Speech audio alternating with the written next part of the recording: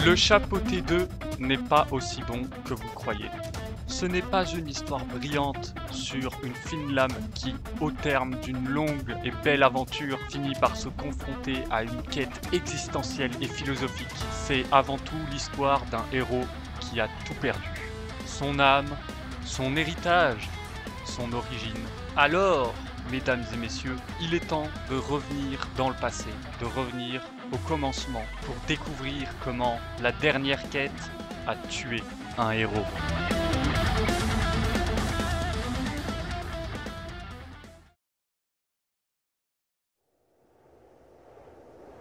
Au cours des années, on m'a donné bien des noms.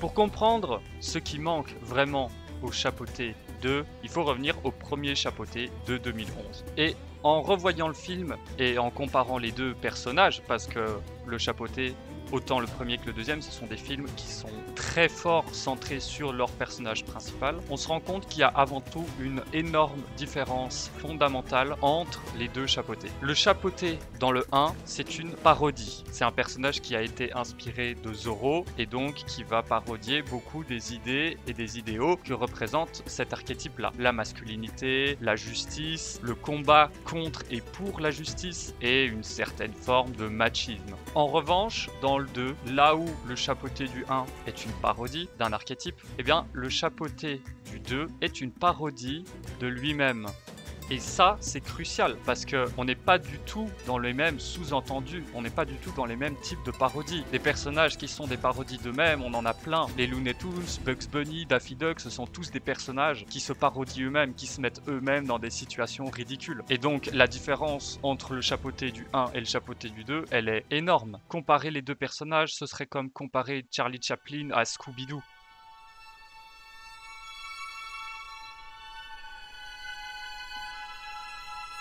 Bien que Scooby-Doo soit un super dessin animé, eh bien l'un est une parodie de lui-même et l'autre est une parodie de l'homme et de ce que l'homme a de ridicule et de maladroit. Et c'est de cette façon que parfois Charlie Chaplin nous invite à prendre du recul sur qui on est via la parodie. Là où Scooby-Doo ne nous invite qu'à nous marrer parce qu'il s'est pété la gueule sur une enclume ou je ne sais quoi d'autre. Et donc on retrouve cette différence capitale entre les deux Chapeautés puisque dans le 1, le Chapeauté restait un personnage sérieux dans le sens qu'il se prenait lui au sérieux, de la même façon que Charlie Chaplin se prend au sérieux dans Le Dictateur et se prend pour un vrai dictateur. C'est à nous, le public, de décider si c'est un personnage sérieux ou s'il faut prendre du recul sur ce personnage. C'est ce que la parodie nous invite à faire. Et quand on regarde le Chapeauté dans le 2, ça devient vite évident que ce n'est pas un personnage qui se prend au sérieux, c'est juste un personnage qui nous invite à se moquer de lui, à rire de ce qui lui arrive, à rire des situations dans lesquelles il se met. Et donc, non seulement on perd ça, cette parodie, mais on perd aussi toute l'inventivité et la créativité avec laquelle le 1 établissait cette parodie parce que le Chapeauté, c'est un animal anthropomorphe. C'est un film qui s'inscrit dans le genre des animaux anthropomorphes qui est aujourd'hui, et même à l'époque déjà où le film est sorti, un genre qui est complètement sursaturé par des personnages mignons, adorables, mais qui ne vont pas trouver de sens dans leur forme. Et comment qu'on finira à tous? Soifés. Une soif de chacal. Et on se dévorera les uns les autres comme des animaux. Et justement, là où des films comme Le Chapeauté 1 ou Rango réinventent un peu d'une certaine façon le genre, c'est dans le cas du Chapeauté, dans cette parodie, parce que c'est les éléments qui font du Chapeauté un chat qui vont nous inviter à prendre du recul sur le personnage sans qu'il ait lui-même besoin de perdre ce sérieux, ce ton dramatique qui justement est au cœur de tout l'archétype qu'il représente. Tu méprises moi. Tu méprises moi.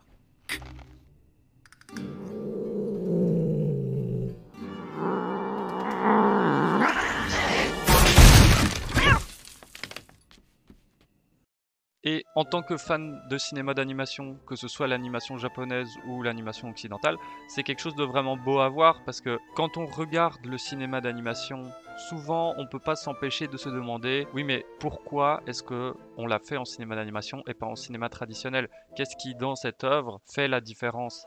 C'est une question qu'on peut pas s'empêcher de se poser et même si c'est une question complètement superficielle parce qu'au final on n'a pas besoin de raison pour pouvoir faire du cinéma d'animation. Même si c'est un film qui aurait pu être tourné en prise de vue réelle, on n'a pas besoin d'excuses pour le faire en cinéma d'animation. Mais ça reste un questionnement fondamental. Et justement, utiliser le genre des animaux anthropomorphes et le mettre au service de la parodie, c'est quelque chose vraiment que seul le cinéma d'animation pourrait accomplir avec autant de finesse. Et donc le fait de ne pas retrouver ça dans le 2, pour moi, c'est clairement la plus grande déception du film. Avec le chapeau, c'est carrément trop mignon. Je suis en surdose de mignon. On peut regarder la carte maintenant?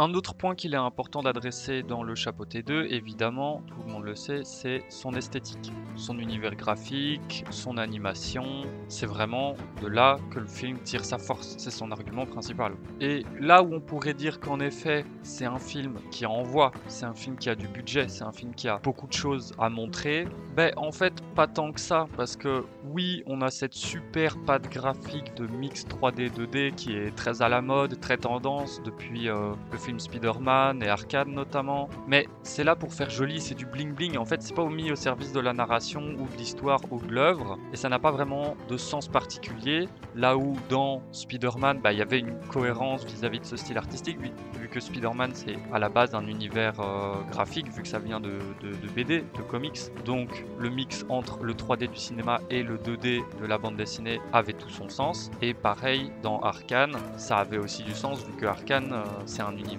qui vient de League of Legends, qui est aussi un univers très graphique et pas tant cinématographique que ça, ce qui va justement justifier le mix avec le 3D du cinéma. Et en fait, donc d'une certaine façon, ce que le Chapeauté 2 fait, c'est uniquement surfer sur cette tendance, surfer sur quelque chose qui fonctionne et qui plaît sans forcément aller plus loin que ça. Et la meilleure façon de l'illustrer, c'est ces scènes qu'on a sûrement tous retenues de transition avec aucun dialogue, où on a la musique en fond et où on voit les personnages un à un prendre énormément de place dans l'écran et devenir le masque du prochain plan avec un effet très épique, très épopée et tout, qui est un plan que j'ai adoré, qui est super beau, mais qui sort un peu de nulle part en fait. Ces plans-là, si on les retirait du film, le film ne perdrait rien, et si on les regardait sans le film, les plans ne perdraient rien non plus.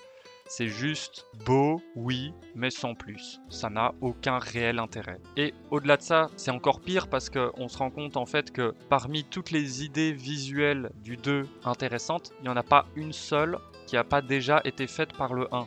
Certes avec un plus petit budget et donc avec un moins bon rendu visuel, mais qui fondamentalement font juste la même chose, en moins bien. Je pense notamment dans le 1 à ces super scènes où le format de l'image n'arrête pas de changer et prend la forme de petites cases, faisant un mélange entre de la BD mais surtout du western, avec les formats d'image très réduits verticalement et un truc de suspense qui au final est mis au service de la comédie et même est mis au service de la parodie, vu qu'on parodie ici quelque chose de très semblable à ce que parodie le Chapeauté. Et au niveau des plans épiques et impressionnistes, de nouveau on retrouve la même chose avec des idées qui sont mieux exécutées, qui sont un peu moins bling bling évidemment parce que c'est un film qui est plus vieux, qui avait peut-être aussi moins de budget, mais qui au niveau de la place qu'elle occupe dans l'œuvre est beaucoup plus intéressante, avec les super plans de transition où on voit le chat devenir un peu une espèce d'ombre et lutter contre le désert, enfin quelque chose qui est tout aussi intéressant au niveau des formes et des couleurs que dans le 2, mais fondamentalement mieux exécuté. Et même quand on regarde le 2 sans le comparer au 1, il y a encore des endroits où il a des lacunes. Bon, évidemment là ça devient plus subjectif, mais il y a ces moments où on retrouve les espèces de lignes d'action très BD manga sur le bord de l'écran, et moi je trouve juste que c'est mauvais parce que c'est un outil narratif et visuel qui existe soit pour créer de l'action dans un univers intemporel, à savoir la BD et le manga, où le temps est défini par le rythme auquel le lecteur tourne les pages et donc où on ne peut pas créer vraiment de vitesse de la même façon qu'on le fait dans le cinéma, ou alors il est utilisé dans le cinéma d'animation dans par exemple tous les animés japonais auxquels on pourrait penser, mais c'est un peu une façon de remplacer une action et une vitesse qu'on ne peut pas créer parce qu'on n'a pas assez de budget, donc c'est une façon d'économiser, c'est pas créatif, c'est juste une façon de faire des économies. Et ça se ressent même dans l'animation japonaise, parce que au plus un animé va avoir une bonne qualité de production, au moins on va avoir tendance à retrouver ce genre de choses en fait. On ne retrouve jamais ce genre de ligne dans les scènes d'action d'un animé qui a juste et simplement de meilleurs outils à sa disposition pour créer de l'action. Et on en retrouve par exemple dans Spider-Man, mais là de nouveau ça reste intéressant parce que c'est d'une certaine façon un peu un clin d'œil à l'univers de la BD, et on voit bien dans les films Spider-Man que c'est pas un objet qui est là pour créer de la vitesse, là où dans le chapeauté c'est vraiment utilisé pour créer de la vitesse, et ça c'est juste dommage vu que c'est un film qui a beaucoup de choses à montrer. Ah, voilà le beau visage dont je me souviens, le visage que je n'avais pas vu depuis Santa Coloma. Et un autre truc qui ne fonctionne pas dans le 2, c'est le duo, le chapeauté et Kitty. Parce que le problème en fait, en passant du 1 au 2, c'est que la dynamique entre les deux personnages ne change pas. On est toujours dans cette espèce de jeu de charme et de conflit, un peu de dragouille comme ça. Et le problème c'est que le chapeauté, c'est un personnage qui a besoin d'être au centre de l'histoire. Et donc réciproquement, l'histoire a constamment besoin que ce soit un personnage qui soit capable de porter tout le récit et toute l'histoire, de faire tout avancer. Et en fait, utiliser comme ça un duo qui était déjà au centre du 1, mais qui en plus de ça ne change pas, donc c'est un duo qu'on connaît déjà en fait, tout a déjà été vu, bah ça handicape vraiment fort le film, ça handicape la narration, ça handicape tout, vu qu'on a tout le temps besoin qu'il soit au centre de l'attention. Et le sidekick qui vient remplacer Humpty Dumpty, donc le chien, dont je me rappelle même plus du nom, bah il est juste pas à la hauteur, c'est un personnage qui est... vide, qui a pas grand chose en fait, qui aurait pu avoir quelque chose mais qui est trop inconsistant, trop incohérent, on lui donne pas assez la place dont il a besoin pour justement renouveler le duo, donc fondamentalement l'histoire souffre beaucoup de ça.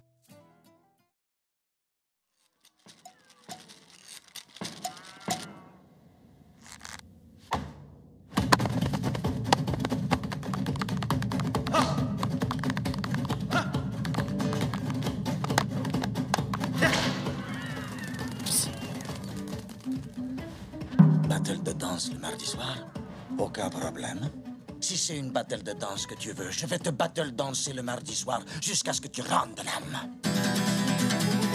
Encore une autre chose qui est perdue en passant du 1 au 2, c'est la musique. La musique dans le chapeauté 1, elle est fabuleuse. Elle est très excentrique si on la compare à de la musique plus classique en termes de cinéma, à savoir une musique avec des instruments très simples, dans le sens où on reste dans de l'orchestre, et qui se veut surtout être au service de ce qui se passe à l'écran, et pas forcément guider l'action, mais plutôt la suivre et répondre à ce qui se passe. Par exemple, quand un personnage donne un coup de poing, bah, la musique, après le coup de poing, va, ou en même temps, va créer quelque chose de punchy. Et dans le chapeauté, on a vraiment des moments qui sont incroyables, où on a les instruments qui vont un peu guider le rythme, qui vont créer un dialogue. Il y a cette scène que j'adore, très très courte, de course-poursuite au début du film entre le chat et Kitty, où on entend la même mélodie, le thème du chapeauté, se répéter deux fois, mais avec un instrument léger et un instrument grave, au moment où les deux personnages se croisent du regard parce qu'ils sont en train de se courir après.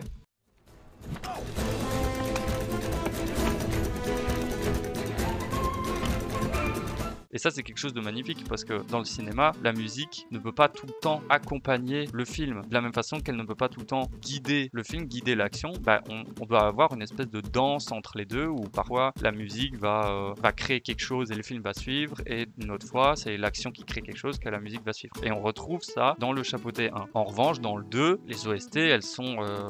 voilà, il n'y a rien de plus classique. Et ça, on le voit très bien quand on regarde sur Internet la quantité de morceaux qu'il y a dans l'album. Il y en a genre plus de 50, et ça montre justement qu'on a que des OST très très courtes de moins d'une minute qui sont là uniquement pour suivre ce qui se passe dans une scène très précise, tandis que dans les OST du 1 on en a moins parce qu'on a des thèmes qui vont être récurrents, qui vont revenir et qui vont créer justement, en fait dans le 1 les OST elles créent tout l'univers, enfin elles créent une grande partie de l'univers parce qu'on a des instruments qui sont très folkloriques, très en lien avec le personnage, le lieu, les lieux où tout se passe en fait. Et ce qui est encore plus triste, c'est que dans pas mal de scènes du film et dans la plupart des trailers, bah, les OST qu'on entend, c'est des OST du 1. Parce que les OST du 1 sont juste meilleurs. Et le fait que les OST du 2 soient aussi peu intéressantes, peu ambitieuses, ça montre que le film n'a justement pas l'ambition de créer quelque chose d'intéressant. Il veut juste créer un film qui fait ce qu'on attend de lui qu'il fasse. C'est un film grand public. Alors évidemment, il y a aussi le thème principal du film avec la chanson Qui est le plus téméraire des héros qui va être reprise de temps en temps dans les OST du film. Mais bon, là ça devient subjectif, mais moi c'est une musique que je trouve absolument horrible. Et au-delà de ça, c'est une chanson qui représente bien ce que je disais plus tôt sur le sens de la parodie, vu que en chantant cette chanson, en se présentant lui-même comme le plus téméraire des héros, bah de nouveau on a un personnage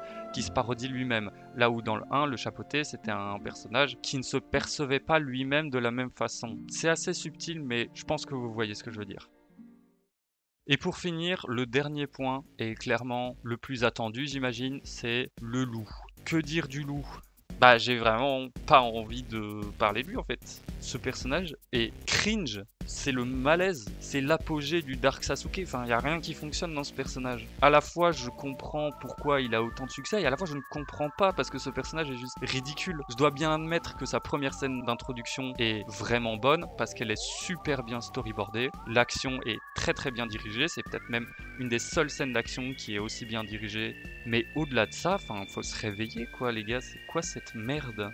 On dirait vraiment un personnage sorti tout droit de l'imagination d'un enfant de 11 ans. Enfin, même moi, je faisais mieux à cet âge-là quand je faisais des dessins dégueulasses de Sasuke. Enfin, c'est quoi cette merde ? Je pense que vraiment le pire, c'est une des premières scènes où on le voit, où il décide d'apparaître de nulle part, avec sa capuche, dans l'ombre, en sifflant, mettre les deux pièces sur les yeux en mode tu vas mourir et pointer du doigt. Enfin, s'il avait fait un seul de ces trucs-là, ça aurait déjà été le malaise. Mais là, il fait tout en même temps. Enfin, c'est quoi cette merde ? Vous savez à quoi il me fait penser ce personnage ? Il me fait penser à un des potes que j'avais quand j'étais tout petit. Dans la cour de récré, on devait avoir moins de 10 ans. Notre jeu préféré, c'était un jeu où on choisissait un personnage qu'on aimait et voilà, on se baladait, on se bagarrait avec nos personnages. On était 3. Moi, mon personnage préféré que je prenais tout le temps, c'était Kradopo, le Pokémon, parce que je le trouvais trop rigolo. Mon autre pote, il aimait bien prendre Boba Fett, parce qu'il aimait beaucoup Boba Fett de Star Wars. Et mon troisième pote, lui, il aimait bien être Superman, mais avec tous les gadgets de Batman et les pouvoirs de Flash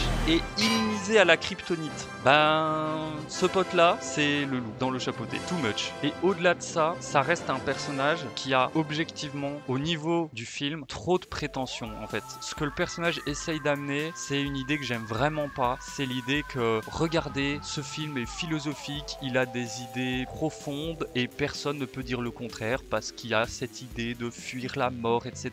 Et c'est chiant parce que ce genre d'idée, ce qui fait que l'art est l'art, c'est que ce genre d'idée, elle reste en tout temps subjective. Si le film vient nous dire non mais regardez, voilà, ici on a un questionnement super profond sur la mort et tout, c'est plus de l'art. Je n'aime pas du tout ce que ce personnage essaye d'apporter au film. Et le pire dans tout ça, c'est vraiment la scène ultime de ce personnage-là, vraiment tout ce à quoi le personnage aspire, tout ce à quoi il mène, c'est la révélation où il avoue qu'il est la mort. Et bah cette scène est juste, d'un point de vue purement cinématographique, terriblement mauvaise, c'est même plus du cinéma, parce que si le personnage se présente comme étant la mort, mais d'un sens ni métaphorique, ni rhétorique, ni poétique, ni théorique, alors, où est le cinéma en fait ? Où est l'art ? Si tout ce qui fait cette scène, c'est une ligne de dialogue qui est purement de l'exposition, alors le langage du cinéma peut aller se faire foutre en fait. Tarkovsky peut aller se faire foutre, Kubrick peut aller se faire foutre, tout le monde peut aller se faire foutre en fait. Si le mec est la mort et qu'il a juste besoin de le dire, cool ta vie frérot. Et pour arrêter de parler du loup, parce que je pourrais passer des heures là-dessus, ça peut être intéressant de comparer à la fin du 1. La fin du 1, je la trouve aussi un peu weak. Elle est pas aussi bonne que tout le film. Il y a cette espèce de mais en fait, tous les méchants étaient gentils ou tous les gentils étaient méchants, l'espèce de retournement de situation un peu facile. Il faut l'admettre, c'est vrai, la fin du 1 est pas aussi bonne qu'elle aurait pu l'être, mais l'œuvre continue, je trouve, à trouver son sens dans cette fin. Il n'y a rien qui est vraiment gâché. Ça aurait pu être mieux, mais le film reste excellent. Et dernier point pour finir, c'est la réalisation Et pour le coup, je vais pas forcément parler du 2 parce que dans le 2, il n'y a pas de plans ou de scènes qui sont vraiment intéressants. Par contre, dans le 1, il y a beaucoup de plans qui sont vraiment excellents. Je pense en premier à un petit détail vraiment magique. Dans le plan où Humpty est sur le point de se laisser tomber de la corde, en fait, ce que vous pouvez voir ici, c'est que le cadre est légèrement décalé, en fait. Un peu comme les Dutch Angle. Et ce que ça a pour effet de faire, c'est un peu de dissimuler la gravité. Parce que là, on sent en fait que les réalisateurs qui ont fait le film, ils se rappellent que leur public, c'est principalement des enfants. Et que donc un plan comme ça, c'est très, même pour un adulte, ça peut être un peu apeurant. Instinctivement, ça crée, il y a ce sentiment de vertige. Et en fait, en décalant comme ça de quelques degrés, on perd la direction de la gravité et ça va plus du tout frapper notre esprit de la même façon. Donc sans que le plan ne perde quoi que ce soit, on arrive vraiment avec énormément de savoir-faire et d'agilité à désamorcer un plan qui pourrait être désagréable pour le public. Et ce genre de détails, je trouve que c'est vraiment incroyable. Il y a plein d'autres plans qui sont aussi super dans le film. J'ai évoqué les espèces de plans de gaz un peu western avec des gros plans sur les yeux, les mains et les pattes qu'on a une ou deux fois dans le film. Mais un autre plan qui se démarque vraiment des autres, c'est celui de la première apparition de Humpty. Voilà, ici on voit le chat qui arrive dans cette espèce de pièce arrière et déjà on a une ambiance un peu plus lugubre mais à la fois qui sera jamais choquante pour les enfants avec ces pendus mais qui restent simplement des poissons. Et puis on a aussi une rupture au niveau des couleurs. On sent que le personnage passe dans un autre univers, qui quitte ce monde comédique qu'on vient d'avoir avec la musique, les danses, etc. et qu'on passe dans un truc un peu plus dramatique. Parce que à gauche on a une couleur chaude et réconfortante orange et à droite on a un vert bleu fade et inquiétant. Ensuite on a le chat qui se rapproche de la caméra et puis ce qu'on peut voir ici de super intéressant, c'est que au moment où le chat va s'immobiliser, les lignes et surtout non seulement l'éclairage en fait de l'entrée mais surtout la ligne qui est tracée par le bord de son chapeau va naturellement amener notre regard vers exactement l'endroit où Humpty va apparaître. En plus le plan est amené en deux temps parce qu'on voit le plan une première fois, on le mémorise, puis on a ces deux petits plans très courts pour désamorcer et on revient sur ce plan en question, on entend la voix d'Humpty qui vient de la gauche, les lignes nous guident naturellement vers l'entrée et hop, en fait il vient en roulant, il vient un peu se poser sur notre regard, tout ça d'une façon très calculée, c'est un plan qui est super bien calculé et qui du coup correspond bien à la personnalité d'Humpty parce qu'on n'entend que quelques mots, on voit pas son visage, on voit grosso modo sa forme mais on ne connaît pas encore le personnage et pourtant on saisit déjà que c'est quelqu'un de très calculateur et c'est vraiment un des traits principaux du personnage. C'est un personnage ingénieux mais à la fois un peu vicieux, calculateur quoi. Et de la même façon que le plan va calculer où notre regard sera posé, et l'introduction du personnage suit cette même direction. Et ça, c'est une mise en scène qui est brillante. Pour conclure, s'il y a quelque chose vraiment que je pense qu'il faut retenir de cette comparaison entre les deux films, déjà c'est que le chapeauté n'est pas mort. Certes le 2 est pas bon, mais le 1 existe toujours et je fais pas partie de ceux qui croient que la suite d'un film peut gâcher les précédents. Aussi nul que soient les prochains qui vont sortir ou pas, le 1 pour moi ça restera un super film. Et il restera inchangé. Et puis évidemment aussi, rien ne nous empêche d'avoir des bons films. Peut-être que les prochaines apparitions du chapeauté seront tout aussi brillantes que le premier, aussi bonnes, un peu moins bonnes ou quoi que ce soit, c'est pas grave. L'intérêt, je pense, de comparer le 2, c'est de pouvoir se pencher sur le 1 et d'apprendre en quoi le 1 était un meilleur film, en quoi il était un bon film en fait. Et pas spécialement de cracher sur le 2, même si c'est un peu ce que j'ai fait dans cette vidéo. Et deuxièmement, je pense que vraiment un des trucs que nous apprend le plus le chapeauté, que ce soit le personnage ou les films, c'est l'utilisation du genre des animaux anthropomorphes. Parce que là, aujourd'hui, il y en a vraiment trop. C'est vraiment sursaturé, il y en a partout. Ils sont tous beaux et mignons. Et jusque-là, on n'avait que Rango pour vraiment casser ça, pour non seulement donner un sens artistiquement dans l'œuvre des animaux anthropomorphes, mais aussi pour casser cette esthétique mignonne. Parce que les personnages de Rango, ils ne sont pas mignons. Ils sont asymétriques, sales, maladroits, et de cette façon très charmants. Ils ont beaucoup de personnalité. Mais il faudrait que je fasse une vidéo entière sur Rango en fait. Enfin voilà, j'espère que cette vidéo vous a plu, n'hésitez pas, blablabla, mettre un j'aime et tout ça. Phrase de youtubeur quoi. En attendant, on se retrouve dans la prochaine vidéo. Ciao. Eh oui, que voulez-vous? J'étais un vilain minot. Vivant en marge de la loi, toujours en cavale, cherchant un moyen de redorer mon nom. Et cette chance, je l'ai eue.